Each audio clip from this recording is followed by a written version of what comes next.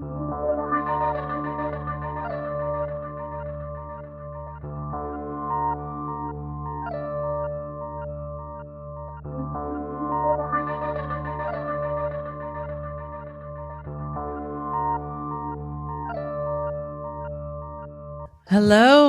everyone, and welcome to the very first session of Esoteric Crossroads, Scholars Meet Practitioners. I'm your moderator, Stephanie Shea of Rejected Religion.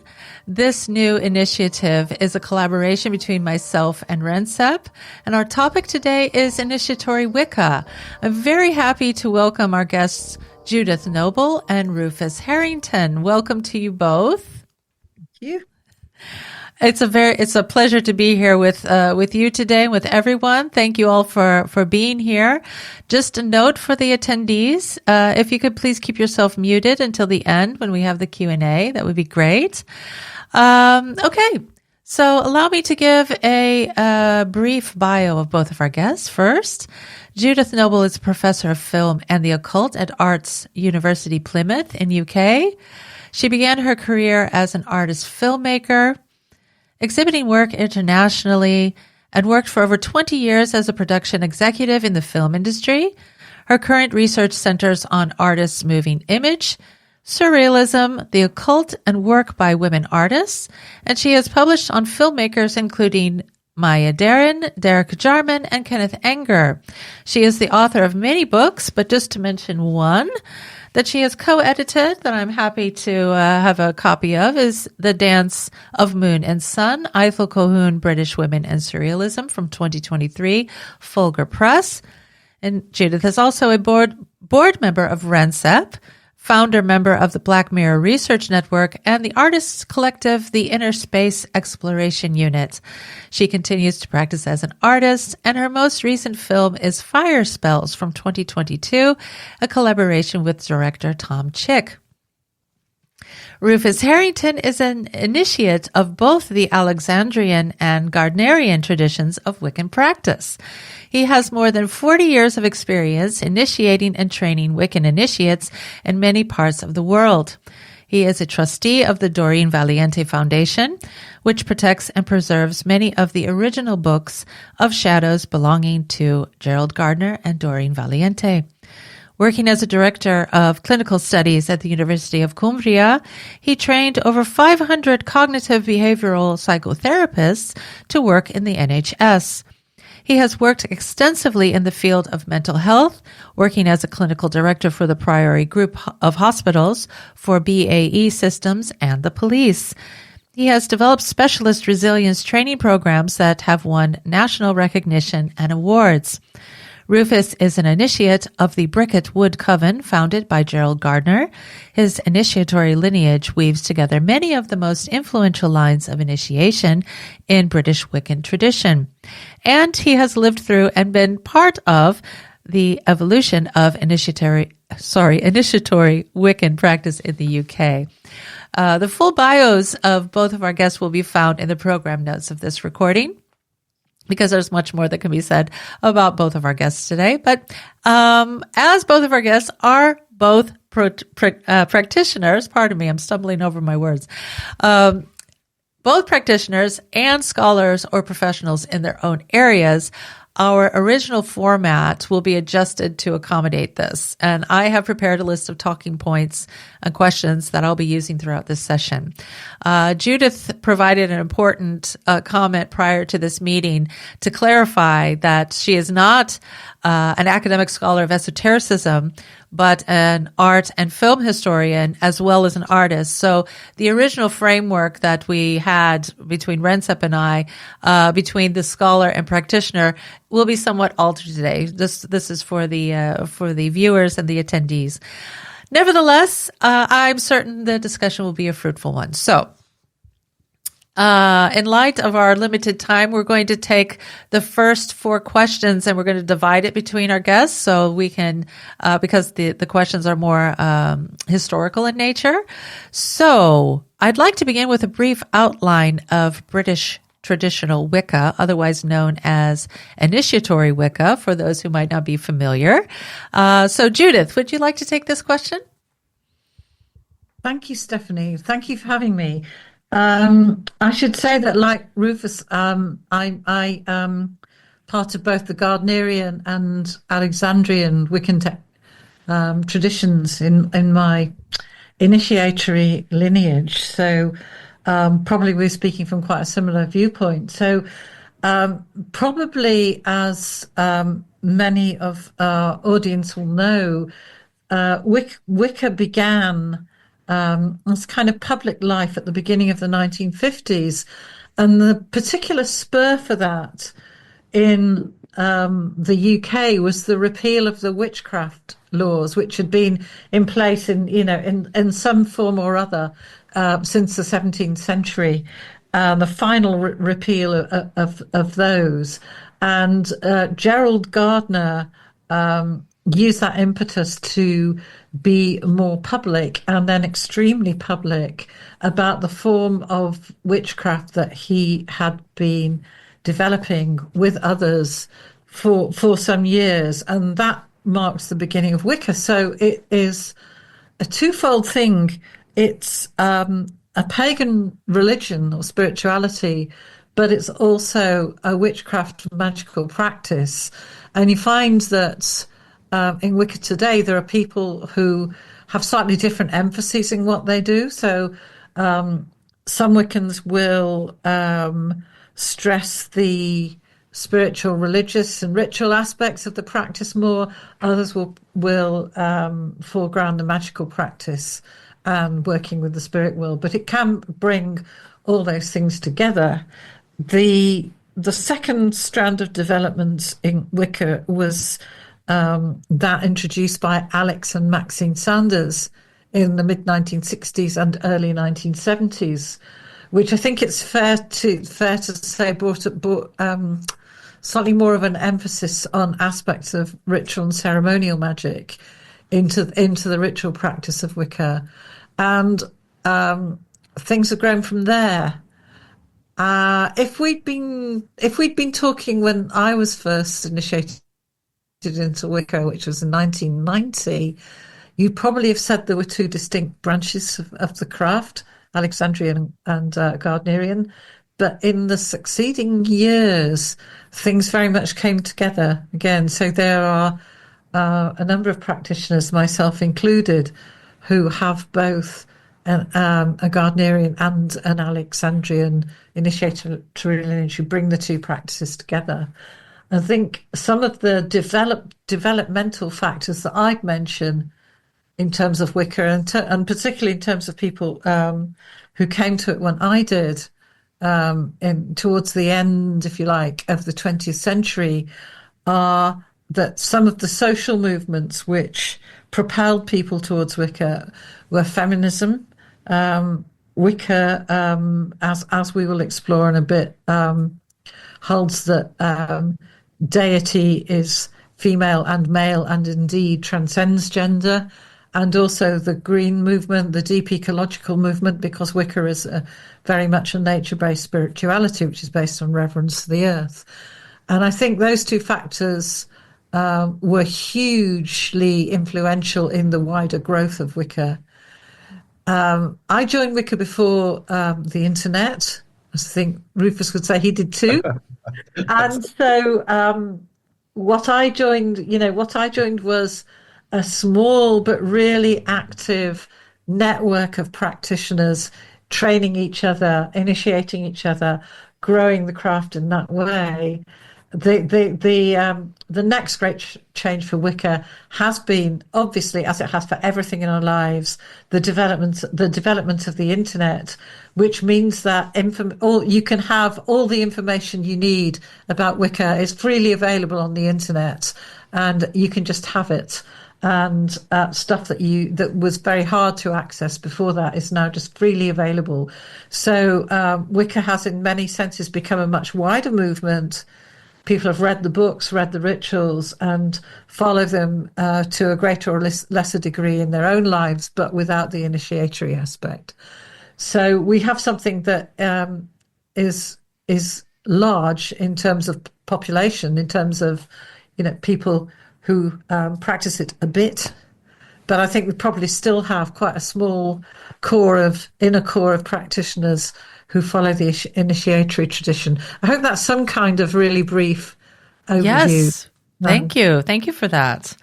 So, Rufus, I'd like to ask you from an historical viewpoint, what was Gerald Gardner's background, if you could talk about that? Very much following on from that very helpful introduction there. That idea of Wicca basically having these two sort of flavors, if you like, Gardnerian and Alexandrian. If we go back to Gerald Gardner basically, I would like to put across the idea he's probably the greatest magical genius of the 20th century. And that as a start point gives you a place from which to try and understand this man, where he came from, the vision that actually inspired him. Born into a wealthy Lancashire family, had various health problems early on in life, and his parents basically packaged him off into various of their business interests out in places like Malaya, which is where he actually ended up doing a lot of work within customs and planting, and from a very early age, not really given a formal education. He was somebody who went and explored the world in a way that is probably very, very unusual by modern standards. And I think this is important because in some ways he wasn't taught what to think. He developed what to think, what to believe through his own experiences. And many of those experiences were in cultures very different to our industrialized Western world. He had first-hand experience of tribal cultures practicing magical religious belief systems. But at the same time, he got involved in Freemasonry. He got involved. He was one of these people who wanted to learn. He was fascinated. In his earliest studies, he became absolutely fascinated by magical weaponry, publishing a book about magical knives. And Gerald Gardner was obviously someone who was different. And after a lifetime of working abroad, he comes back to the UK in 1936, and he throws himself in to the British sort of magical occult world. He gets involved with the Freemasons, the Folklore Society. He gets involved with the Rosicrucians, the Rosicrucian Theatre down in the New Forest. He gets involved to an extent with the magical work of Aleister Crowley. But it's very, very clear if you take a look at the Book of Shadows and the traditions of ritual and practice that Gerald Gardner was influenced by, that he was somebody who immersed himself in that wonderful magical world. Now, he claimed in 1939 that he came into contact with a coven of witches in the New Forest, the Horsa Coven. And he explained that he was initiated into that tradition, that he was provided with fragmentary sort of ritual materials, and that he was encouraged to take the practice of the Wiccan religion forwards, which he did with the greatest of enthusiasm. He also had the great advantage of a decent amount of money, and with that was able to pursue his magical ends and a quest. There's no two ways about it. Gerald Gardner was on a quest to basically make public, to make available a modern practice of witchcraft. And what Gerald Gardner did in so many ways was utterly extraordinary. A witchcraft museum. He creates a Book of Shadows. He initiates a set of priestesses who were the most remarkable of women, who went on to publish and take the tradition forward in the most remarkable and extraordinary of ways. Anyone who met Gerald said he was a wonderfully charismatic, naughty, wicked, mischievous, magical person who inspired those around him. Gerald was capable of creating a myth of origin. He was capable also of inspiring an extraordinary group of people who became the foundations of a Wiccan tradition that has gone worldwide in under 70 years. People are creating potty little religions every day of the week. It's what human beings do. But very few of them go any further than the lifetime of their founder. Wicca has gone worldwide. is continuing to grow at the most extraordinary rate, and in many, many different ways, some of those to suit our modern internet world. But what he put together in the 1940s, 1950s, has become the foundation stone of what we are using worldwide today. Thank you. Thank you for that. Pardon me. Judith, I was wondering if you could speak to any differences that initiatory Wicca exhibits in relation to other initiatory systems, such as the Golden Dawn, for example.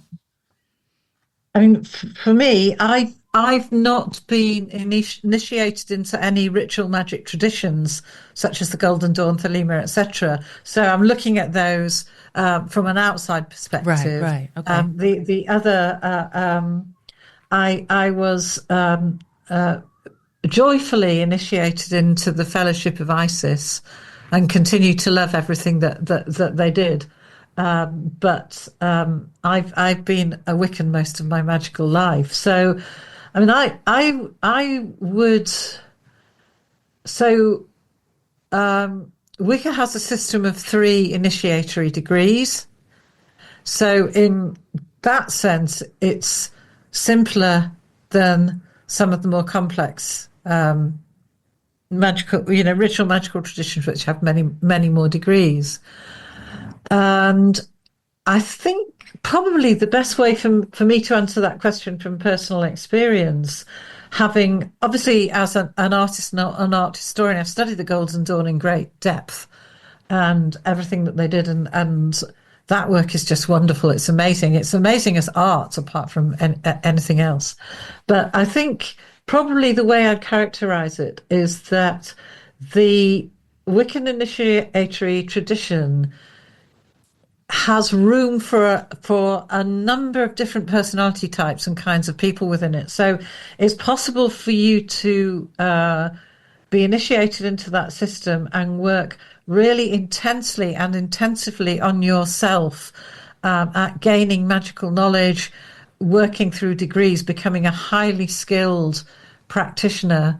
But it is also equally possible for you to use that system and travel through it to be, if you like, a very instinctive and kind of natural magician who does not need the levels of learnt knowledge that others do. And I think for me, having met many and worked with many wonderful Wiccans within that tradition, it's that diversity that it permits, that allows you to work with an extraordinary range of creative magical practitioners that can only be for the good, because you learn so much. I've learned so much through the doing of that.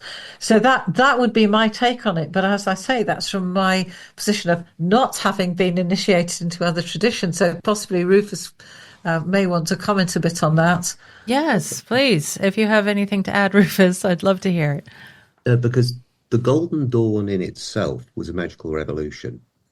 It emerged from more traditional Masonic practices, which are basically all male.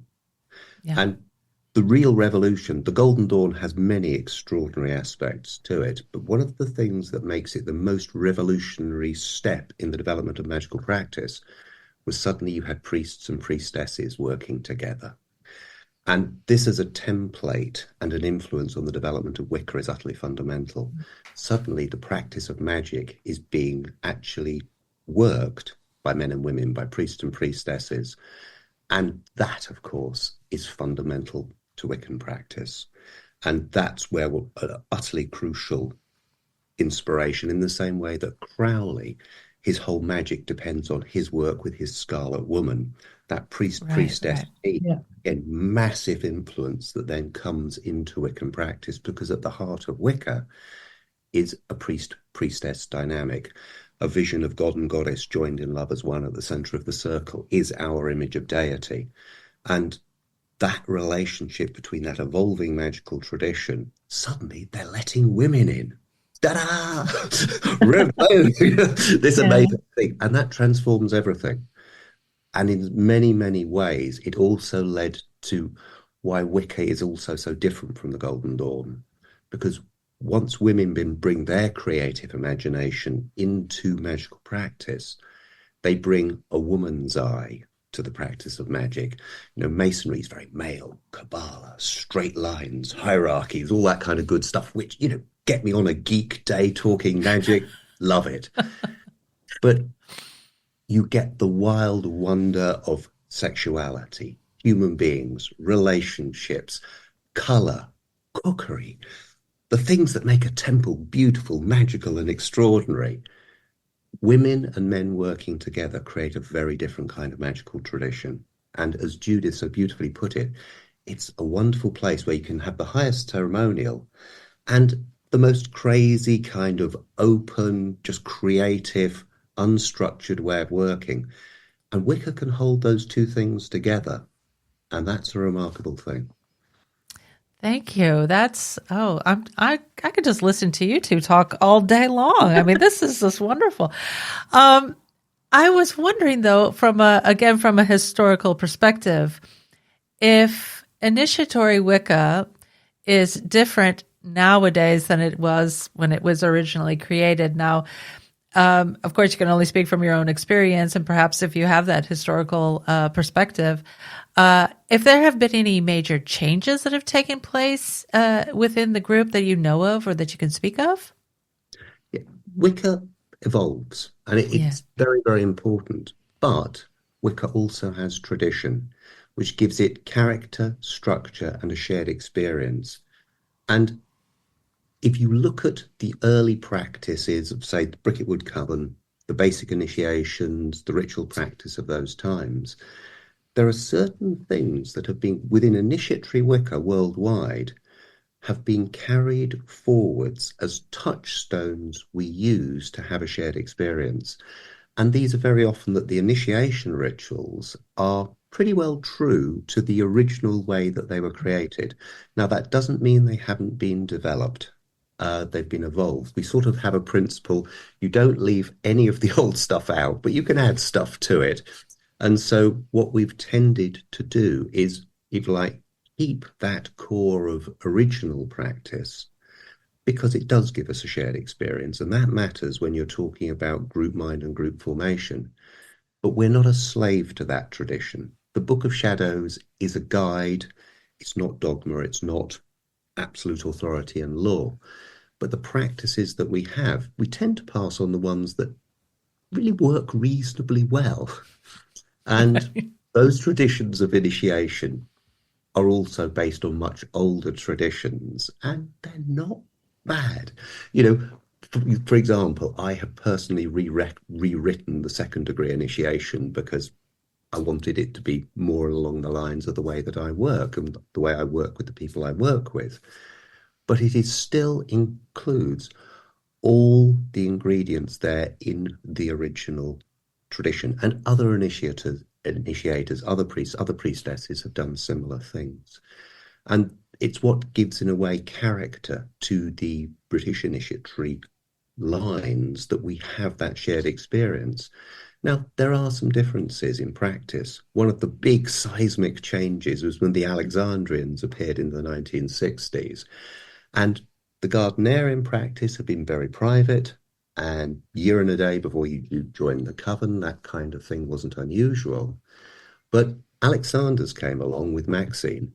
And, the old joke was you walked past Clanregard Gardens and you get yourself initiated because they were practicing a very open form of Wicca. When I was brought into the Alexandrian tradition, I worked in full Wiccan practice before initiation. And it was an extraordinary thing. And that's full skyclad, that's full initiatory Wicca as it is thought of today. But I then had a chance to have a full experience of the tradition before I asked for initiation. And to me, that seemed absolutely natural, normal at the time. To Gardnerians, this was kind of breaking the rules kind of thing. And the Alexandrians, the Gardnerians, as Judith mentioned earlier, were kind of at each other's throats to start with. But the irony was, Gerald Gardner was out there doing the publicity thing long before Alex and Maxine Sanders. He was out there in every forum you can possibly imagine. And in many ways, Alex just carried on with Maxine, Gerald Gardner's work. And long down the line, this is around the 1990s, what happened was gatherings were organised in which Gardnerian and Alexandrian covens were actually invited to come together. And instead of fighting each other, we had a great party, all got drunk together.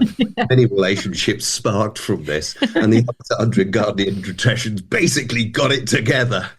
And we've been pretty good mates ever since. There are differences. There are differences in tradition, and Judith knows this only too well. But basically, Gardnerian and Alexandrian now are very much two traditions, two flavours of something that is very similar.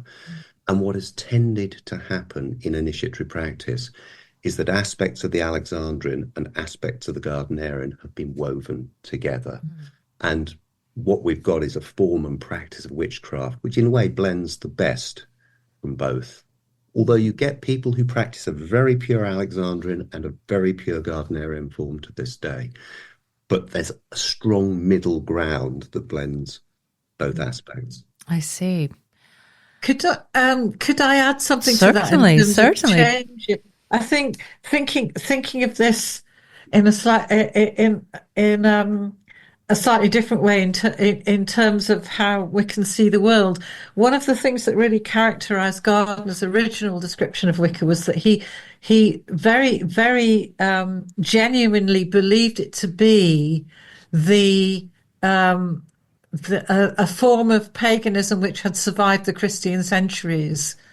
And in that, he was very influenced by the scholarship of Margaret Murray, which we now know doesn't really work. So one of the big changes I think Wicca's seen is the re-examining of that idea of what the history actually was, and where our history comes from, and where we want it to be. And of course, history is a thing that people devise to suit themselves anyway. But I think the work that Ronald Hutton did, uncovering actually what the history of witchcraft was and how Wicca fitted within that, and that we weren't carrying within ourselves the shreds and seeds of an unbroken pagan tradition which went back several thousand years, which academically is just not credible. It's risible. That work that he did was incredibly valuable because it means that you can put Wicca into a much more credible context socially and historically as well. So I think that's a huge development. Actually, you don't have to pretend to follow a kind of history that doesn't work in order to be a Wiccan anymore. And I suppose for me also one of the other changes mirrors the way society's changed. So certainly the Wicca that I've encountered, every bit of it has been massively welcoming of LGBTQ plus people. And indeed, from times there's been a predominance of LGBTQ plus people in various Wiccan groups, and also people who are non-binary or have no gender. And that's actually really, really important. There isn't a dogmatic or censorious morality that looks down on some people. So, for example, I've been marrying people in the sense of celebrating their weddings for them since the early 1990s. I have the power to marry people, and one of the very first Wiccan weddings or handfastings that I conducted was for a male gay couple who, at the time, in I think 1993, there was no way that any of the more mainstream spiritual traditions would accept them as a couple, and they wanted their marriage to be blessed and sanctified by the gods, and was only too happy to do it. So I think it's really important to see that Wicca has encompassed those changes as well, and thank goodness. Yes. Is it less secretive than it had originally been? Oh, couldn't possibly tell you. I walked right into that one. I'm sorry. Yes, of course it is. Yeah. It is. Well, I don't. Rufus probably adds that, but yeah. Well, it is in the sense that all the Wiccan rituals are on the internet, so you can go straight from this meeting and download them all and practice them, which is not the same as practicing them. Is not the same as being initiated, and not the same as practicing them with other people who've been initiated, because you miss the intense spiritual meanings and other things that are more secret that go with that. So yes, what it consists of is more widely known. Obviously, I would still say that the core practices, though, stay within the very core practices, stay within the initiates. Yeah, that is very true. And we talk about what we call in the craft the secrets of the art, and the secrets of the art, in many ways, are the experience that the initiate has in the practice of Wicca, and it's in that practice that you experience what actually truly lies behind the outer form of Wiccan practice. Wicca is an initiatory tradition in its core and passes on something that is probably at the heart of all religion, a way ultimately to make communion with deity and with you as a practitioner going through a journey of expanding consciousness to sing, feast, make music and love, to celebrate a journey through life which you try to imbue with meaning. And if we take a look at Wiccan tradition, the actual ingredients that inspire Wiccan practice are remarkable. Gardner borrowed very heavily from classical grimoire Solomonic Hermetic tradition. He borrowed from the Golden Dawn, itself a great synthesis of the entire Renaissance tradition of magic. He borrowed from Margaret Murray. He borrowed very importantly from witchcraft mythology, particularly Aradia Gospel of the Witches, and was inspired by folk tradition. He was very, very influenced by Masonry. These many different ingredients with very, very long histories, in a way he took the good bits. Some people have argued that Wicca is like a dumbed down Western ceremonial magic. It's in fact quite the opposite. What he actually did, he, in a very, very clever way, synthesized the core ingredients that are utterly fundamental and put them into the original Book of Shadows, which is a tiny, very small document, but with that document, you can run a world religion. And that's the extraordinary genius, because he just gave us enough. How to create sacred space, the magic circle, the gateway between the worlds, 8 seasonal rituals to celebrate the turning wheel of the year, 3 initiations that represent different stages in the expansion of consciousness and the development of your priestess journey, and a fundamental basic system of how to work magic. Weave all that together, you've got the basic ingredients, and that's the genius of it. Right. Okay. So we've talked a little bit about, or you've mentioned about the degree system in Wicca, and I was wondering if I could ask you both about how this works then for people who are solitary practitioners and they don't have that that coven or the group that they're doing rituals with. They're doing things alone. How is this working then? Is it something that is kind of shunned, or is, I don't know. I'm just asking here if this is even a possibility. But if there are the degree system within Wicca, how does this work then for a practitioner who is solitary? And I'd like to ask that of you both. So I'd like to hear. Should I start? Well, I practiced on my own before I found a coven. Okay. And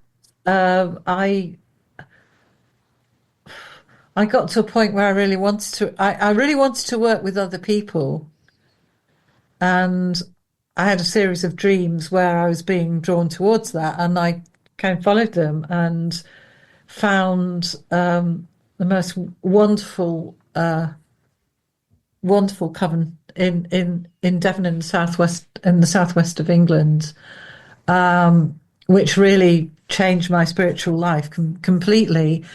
I think I would have, before I'd found that, I wouldn't, and gone through that system, I wouldn't have understood how wonderful and all changing the initiatory tradition is, because what is passed on is not. I mean, and I think other esoteric traditions would say the same thing. Is kind of it's a very special thing. And hard to put into words, but it does completely change and transform you. However, my take on that, or being solitary, is that different things suit different people. I would never look down on, or, as the word you use, shun someone who was a solitary, because that's what they've chosen to do. Right, okay. And I'm saying they've chosen to do it because it's right for them. Yeah. I think that would be my general viewpoint on that. And, very much to echo, from, if you like a very hardcore Wiccan type perspective, we've talked quite a lot about Gerald Gardner. We haven't mentioned Doreen Valiente, who is very much the co-creator of the Book of Shadows and that template that has very much set the foundation for Wicca going worldwide. Doreen, the genius of Doreen Valiente, is unquestionable. If there is a father of modern witchcraft, it's Gerald. If there is a mother of modern witchcraft, it's Doreen. And she basically took Gerald's Book of Shadows, which was still very grimoire-y and very male magician-y and lots of Crowley and Hebrew all over it, got out her blue pen, got rid of all that, conjured wonderful poetry, the witch's rune, the charge of a goddess, and gave it the priestess kind of magic, which wove it into something that appeals to both men and to women. And the thing to remember about Doreen, she published many books about witchcraft. She was very much in Gardner's tradition of publicizing what was going on. And Doreen published a Book of Shadows to be used by a solitary practitioner who could effectively self-initiate themselves, her Libra Umbrarum. And that is, if there's a high priestess of British Wicca, there are many, but Doreen is hugely important, and others like Pat Crowther are equally hugely important, but Doreen is massively important. And I knew Doreen well, she wasn't someone who in any way, shape or form would say you have to be in a coven to be initiated to become a witch. She was fascinated by other paths and traditional pathways of witchcraft.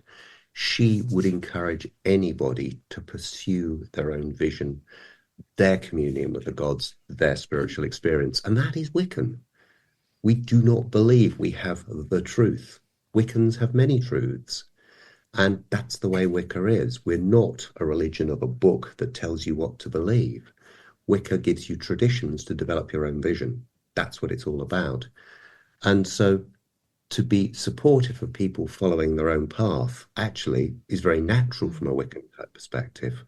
But undoubtedly, you do get, both within the literature and within community practice, tensions between those practicing in sort of initiatory coven groups, people practicing individually, and sometimes there have been fallings out, people feeling that, why aren't you letting me into your coven because I'm doing this thing, or I don't want to have anything to do with that coven-based stuff.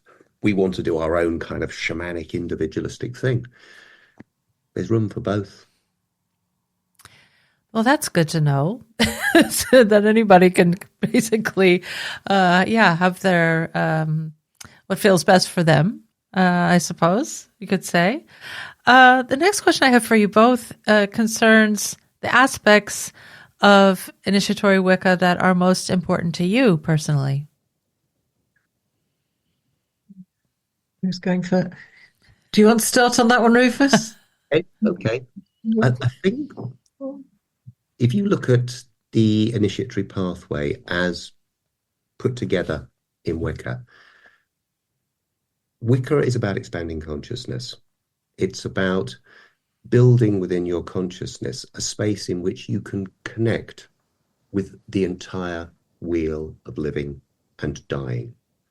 And the vision that goes through that wheel of living and dying is that there is a journey of love that weaves through that. And if you look at the 3 degrees within Wicca, the first degree is very much a degree of being born into the tradition.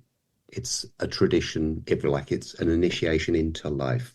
You are born as a priest or priestess within the Wicca, and you're invited to take a journey through the wheel of the year.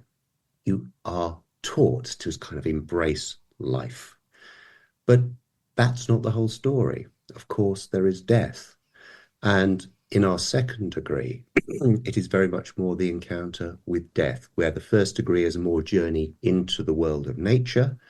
The second degree is a journey into the experience and understanding that there is death, but also a journey into the inner world within yourself, into the underworld, into a transformative journey.